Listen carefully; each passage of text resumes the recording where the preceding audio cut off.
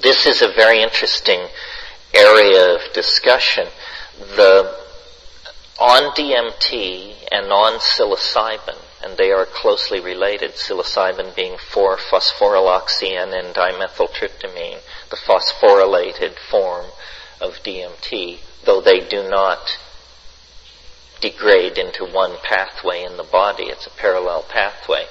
DMT is NN dimethyltryptamine. These psychedelics particularly seem to impact the language-forming portion of the brain. And this produces truly bizarre states of mind, because it's the language-forming part of your brain that is explaining to you moment to moment what is going on. You know, now I am eating, now I am having sex, now I am flashing on DMT.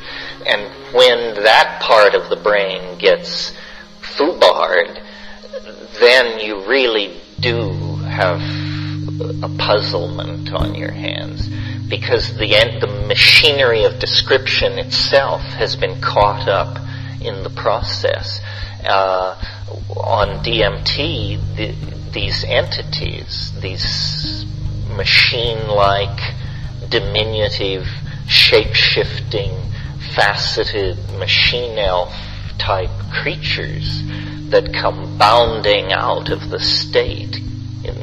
They come bounding out of my stereo speakers if I have my eyes open.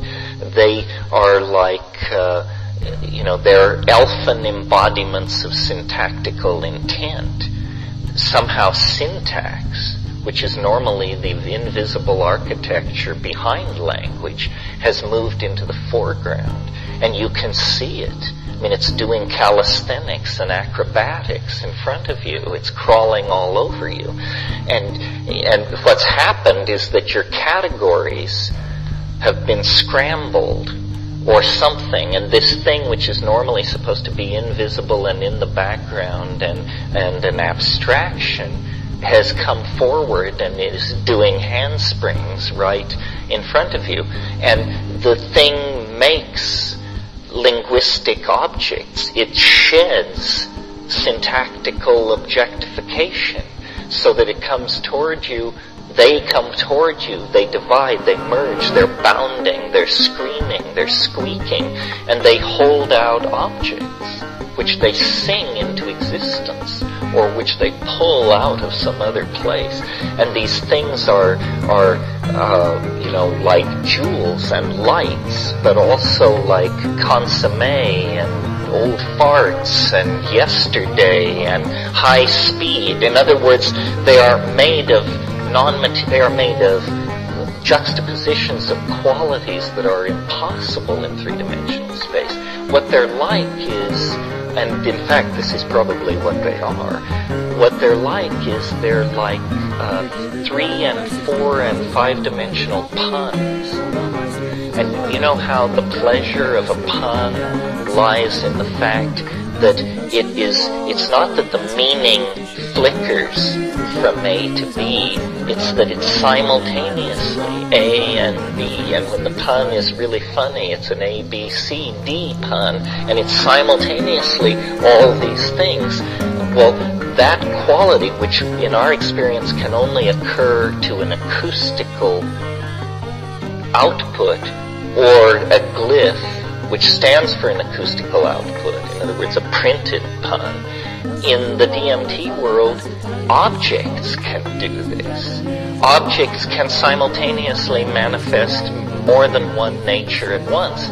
And like a pun, the result is always funny. It's amusing. You cannot help but be delighted by this thing doing this thing.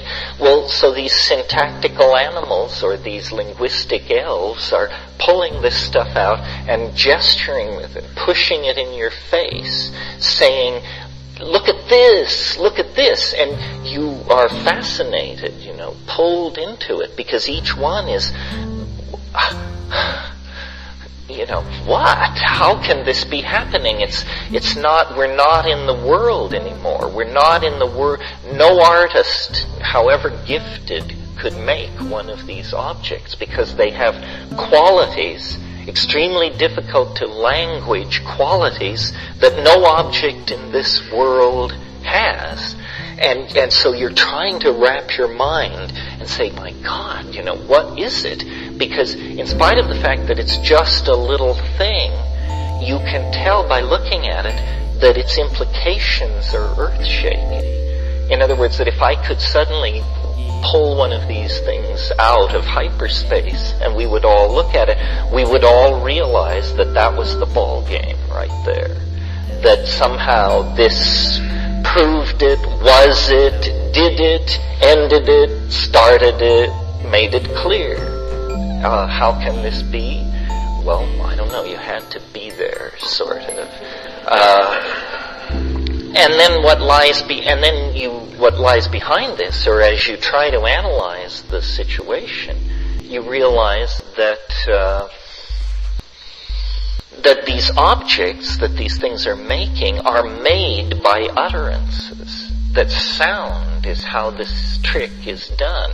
And meanwhile, these things are saying or beaming at you. The general vibe is, strangely enough, do not give way to astonishment. Do not abandon yourself to wonder. Get a grip. Try to get a grip and notice what we're doing.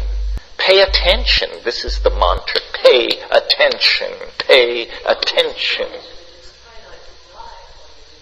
Well, somebody once asked me, is it dangerous? And the answer is only if you fear death by astonishment. But death by astonishment is entirely possible. I'm not kidding. I mean, you are so fucking astonished that you've never felt your astonishment circuits get a workout like that before. I mean, what is astonishment in this world? It's like, this is a different form of astonishment. This is,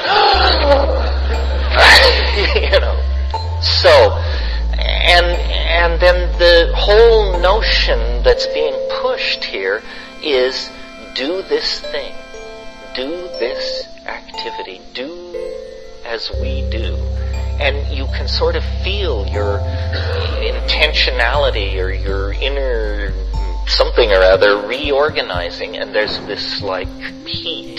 It's quite akin to heartburn. I won't metaphysicize it, but heat in your stomach, and it just moves up, and then your mouth flies open, and this stuff comes out, which is a very highly articulated, syntactically controlled, non-English, non-European language behavior.